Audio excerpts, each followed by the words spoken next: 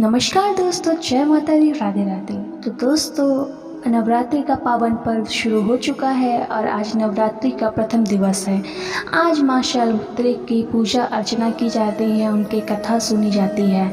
तो हम लोगों भी आज माँ शैलपुत्री की कथा सुनने वाले हैं। लेकिन उससे पहले ये जानना आवश्यक है कि माँ शैलपुत्री पिछले जन्म में किस रूप में जानी जाती थी। माँ शैलपुत्री पिछले जन्म में माता सती के रूप में जानी जाती थी। माता सती प्रजापति दक्ष की पुत्री थी और प्रजापति दक्ष के विरुद्ध जाके उन्होंने भगवान शिव से विवाह किया और वह भगवान शिव के साथ जाके हिमालय पर रहने लगी।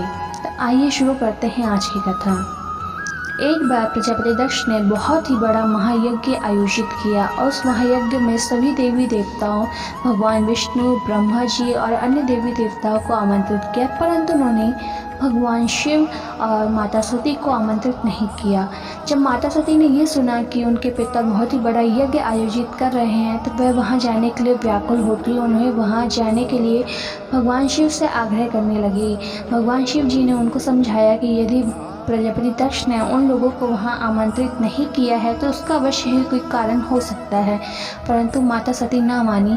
वो उनसे बोलने लगी कि एक पुत्री को अपने पिता के यहाँ जाने के लिए किसी भी आमंत्रण की आवश्यकता नहीं है। वह उनसे लगातार आग्रह करती रही तो भगवान शिव को उनके सामने झुकना पड़ा। उन्होंने वहाँ जाने के लिए उनको अनुमति दे दी।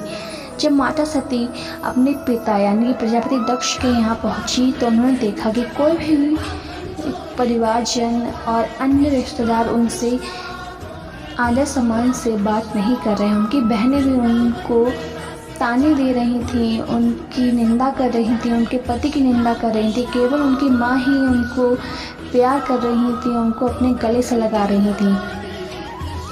माता सती ने जब देखा कि वहाँ उनका और उनके पति की निंदा हो रही है, उनके पति की आदर सम्मान नहीं किया जा रहा है, तो वो ये सब देख के बहुत ही दुखी हो गई, बहुत ही व्याकुल हो उठी और वह ये सोचने लगी काश वो भगवान शिव की बात मान लेती और वह ये इस यज्ञ में ना आती। यदि वह इस यज्ञ में ना आती तो फिर उनका और उनके पति का इतना तिरस्कार ना होता, इतना अपमान ना होता। वह ये सब सोचने लग जाती हैं और वो ये भी सोचती हैं कि वो किस मुंह से वापस हिमालय जाए, कैसे अपने शिव का सामना करें। वह ये सब सोचते हुए ऐसा कुछ करती हैं जिसकी कल्पना प्रजापति दक्ष ने भी नहीं की होती हैं। वह उसी यज्ञ अग्नि में अपने योग अग्नि से आत्मदाह कर लेती हैं और जब ये बात भगवान शिव को पता चलती है तो भगवान शिव अत्यधिक क्रोध में आ जाते हैं और पूरे के पूरे यज्ञ को तहस नहस कर डालते हैं और प्रजापति दक्ष का भी सर काट देते हैं। अगले जन्म में माता सती जो कि शैल के यहाँ पे जन्म लेती हैं, राजा शैल के यहाँ जन्म लेने की वजह से उनका नाम शैलपुत्री भी पड़ता है और उन्हें पार्वती के नाम से भी है।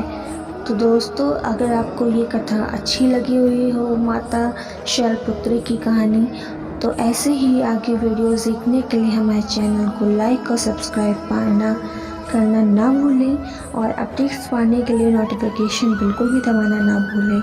तो दोस्तों, बोलो ओम दुर्गाय नमः, ओम दुर्गाय नमः, ओम दुर्गाय